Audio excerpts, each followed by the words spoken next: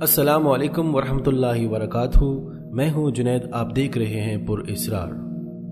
آج کا ہمارا موضوع سخن ہے اہرام مصر میں بڑے خلا کی موجودگی کا انکشاف۔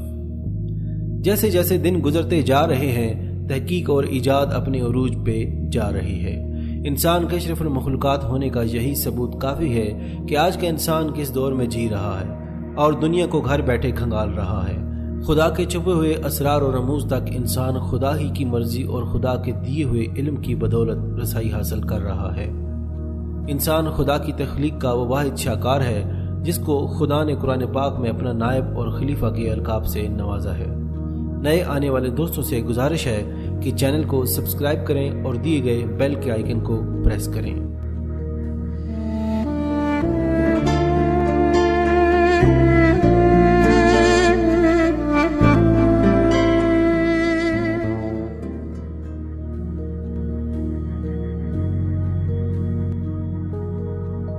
مصر خوفو کے حرم میں بڑے خلا کی موجودگی کا انکشاف۔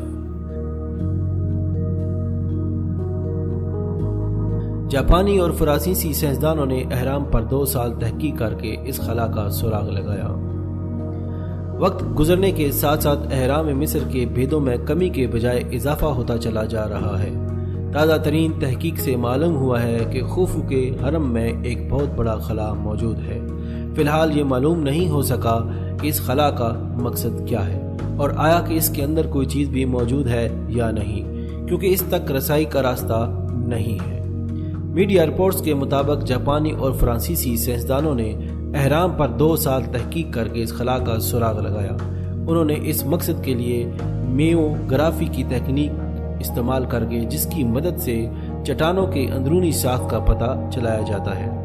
خوفو کے حرم میں 3 چیمبر اور کئی راستے بنے ہوئے ہیں۔ ان میں سے سب سے بڑا چیمبر گرینڈ گیلری کہلاتا ہے اور یہ 154 فٹ چوڑا اور 26 فٹ اونچا ہے۔ پیرس میں واقع HIP انسٹیٹیوٹ کے مہدی تیوبی نے کہا کہ ہمیں معلوم نہیں کہ یہ خلا افقی ہے یا ترچھا بنا ہوا ہے، یا آیا یہ ایک ہی کمرہ ہے یا کمروں کا سلسلہ ہے، لیکن جو ہم جانتے ہیں وہ یہ ہے کہ حرم کے اندر اتنا بڑا خلا موجود ہے۔ یہ بہت متاثر کن ہے اور اب تک اہرام کی تعمیر کے سلسلے میں پیش کیے جانے والے کسی نظریے کے اندر اس کی توقع نہیں تھی۔ معروف امریکی ماہر آثار قدیمہ مارک لہنز نے سکین برام کے کام کا جائزہ لیا اور بتایا کہ ہو سکتا ہے کہ اس قسم کا خلا ہو جسے مستریوں نے گرینڈ گیلری کے چھت پر پڑنے والے دباؤ کو کم کرنے کے لیے چھوڑ دیا ہو۔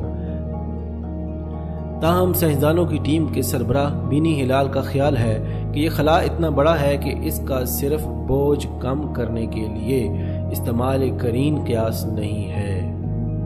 ہم اہرام کے اندرونی ساخت کو سمجھنے کی کوشش کر رہے ہیں۔